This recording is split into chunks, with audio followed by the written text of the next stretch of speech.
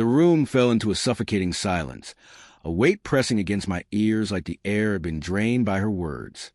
"Get intimate with your hand tonight," Sarah spat, her voice cutting through the chatter at the dining table. Her lips curled into a sneer, her eyes gleaming with something colder than anger, deliberate, cruel precision. She grabbed her purse and stormed out. The front door slammed like a gunshot. The wine glasses shivered on the table. I froze, my face burning under 6 pairs of questioning eyes. Everyone was staring, nowhere else to look. I forced a brittle laugh, muttered something about her having a rough day. My hand shook as I poured more wine, crimson spilling over the rim. The conversation hummed back to life, but the air had thickened with pity and unspoken questions. I wanted to scream after her, demand why she chose this moment, this audience, to humiliate me. But I stayed silent. I sat swallowing the acid rising in my throat, replaying her words like a stuck record. They weren't just cruel, they were confessions in disguise. The evening dragged on. Each forced smile, each polite nod cut deeper. I kept seeing her eyes, locked on mine with that defiant, unrepentant spark. She'd been sharp before, but this was different. Public, calculated. She wanted a wound that couldn't be healed. As our friends left, murmuring awkward goodbyes, the house settled around me. The creaking floors, the faint hum of the refrigerator, the oppressive quiet of her absence. I poured another glass of wine and sank onto the couch, staring at our wedding photo on the mantel. Her smile in that frame felt like a stranger's. I tried to rationalize it. She'd been distant for weeks, her laughter rare, her touch fleeting. Work stress, I told myself. Long nights at the law firm, clients piling up, but her words at dinner shattered my excuses like sand through fingers. I grabbed my phone, scrolling through our texts, the last one from her, running late. Don't wait up. No love, no warmth, just cold efficiency. My thumb hovered over a number, but I didn't call. Instead, I opened her social media, something I hadn't done in months. Her posts were sparse, professional, smiling with colleagues at conferences. But one image froze me. A candid shot of her laughing with a man I didn't know, shoulders brushing, his hand resting lightly on her arm. Caption: "Teamwork makes the dream work." My stomach twisted. I told myself it was nothing. A co-worker, a friend. But the way she leaned into him, the ease in her smile, it was a version of her I hadn't seen in months. I clicked on his profile. Daniel Harper, senior partner at her firm.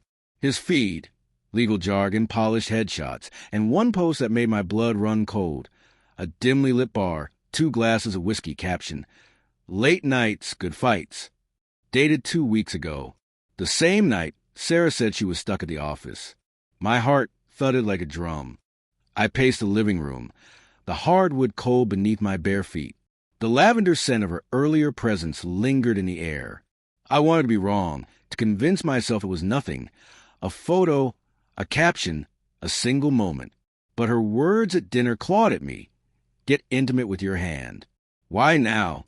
Why in front of everyone? She must have been trying to justify something she'd already done. I sank back onto the couch, spiraling. Late nights, unanswered calls, her locked phone.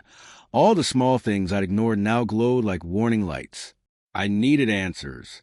Her laptop sat on the coffee table, abandoned in her rush. I hesitated over it, guilt pricking my skin. This wasn't me. I didn't snoop, but the ache in my chest overpowered shame. I typed her password. It was still our anniversary date. The screen unlocked, cluttered desktop revealing itself. Emails, most mundane, work-related. But one folder labeled personal stopped my breath. From Daniel, 3 days ago.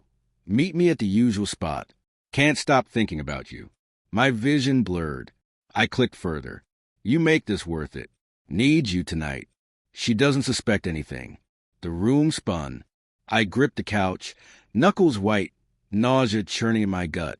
Sarah, my Sarah, the woman I'd built a life with, wasn't mine anymore. The betrayal wasn't speculation. It was written in black and white. I wanted to scream, smash the laptop, burn it all down. But I didn't. I sat there, drowning in the weight of it, My love tangled with rage, heartbreak, disbelief. How could she? How could I not see it? The front door clicked. My heart lurched. Sarah's silhouette appeared, coat slung over her arm. She froze, eyes flicking to the open laptop. Neither of us spoke. The tension crackled like a storm about to break. "What are you doing?" she asked, guarded. I stood, hands trembling. "Who's Daniel?" My voice sharper than I intended, loaded with all the hurt I couldn't hide. Her face paled, but she didn't flinch. "A colleague," she said too quickly. "You know that. Don't lie to me." My voice broke. I saw the emails. I saw everything. She set her purse down slowly, deliberately, like diffusing a bomb. "You went through my emails." Her tone was accusatory, but not surprised. She'd always known this day would come. "Tell me the truth," I said, stepping closer. "Are you sleeping with him?" Her silence screamed louder than a confession. She looked away, jaw tight. "It's not what you think," she whispered finally. Hollow words. "Then what is it?" I shouted, voice echoing off the walls. "Because it looks like you've been lying, sneaking around, making a fool of me in front of everyone." Her eyes flared with anger, the same fire at dinner. "You think you're so perfect, don't you? Always a good husband, never asking what I need." I was suffocating. Mark. "Daniel." He sees me. He listens. Her words hit like a punch, stealing my breath. I wanted to argue, to tell her she was wrong, but part of me wondered. Had I missed something? Failed her? Doubt gnawed at me even as betrayal burned. "So you humiliate me, throw in my face in front of friends." "I didn't mean to," she said, voice cracking. I was angry, tired of pretending. I laughed, bitter and broken. "Pretending? You've been pretending for months, maybe years." She didn't answer, just stood there, tears swelling. I couldn't feel sorry for her. Not now. The air was too thick, the room too small. I grabbed my keys and left. "Where are you going?" she called. I didn't answer. I stepped into the night, cold biting at my skin, walking without direction, unsure if I was running from her or from the truth. Behind me, the house stood silent, a tomb for the life we'd built. And in that moment, I realized the worst part wasn't her betrayal. It was a part of me that still loved her, even now,